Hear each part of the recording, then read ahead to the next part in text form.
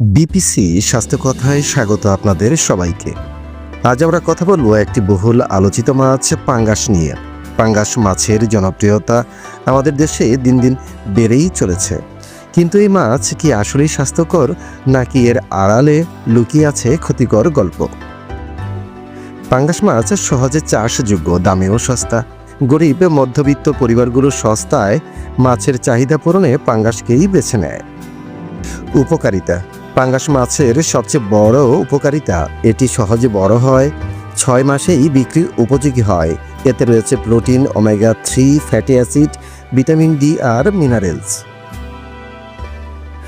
এই মাছ শরীরের রোগ প্রতিরোধ ক্ষমতা বাড়াতে সাহায্য করে। হৃদরোগ প্রতিরোধেও উপকারী হতে পারে সঠিকভাবে চাষ করা পাঙ্গাস। কিন্তু এই জনপ্রিয়তার আড়ালে রয়েছে আশঙ্কার কথা।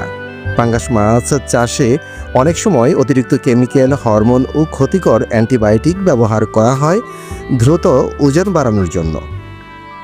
দূষিত পানিতে চাষ করা পাঙ্গাস মাছ মানুষের শরীরে বিষক্রিয়ার কারণ হতে পারে। নিয়মিত এই মাছ খেলে লিভার, কিডনি এমনকি ক্যান্সারের ঝুঁকিও বাড়তে পারে বলে কিছু গবেষণায় জানা গেছে।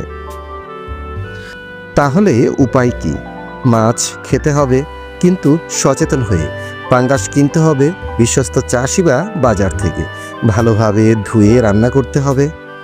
দায়িত্ব শুধু ভোক্তার নয়, চাষিদেরও। স্বাস্থ্যসম্মত চাষ পদ্ধতি ও রাসায়নিকের অপব্যবহার বন্ধ করতে হবে, তবেই পাঙ্গাস হবে সত্যিকারের প্রোটিনের উৎস।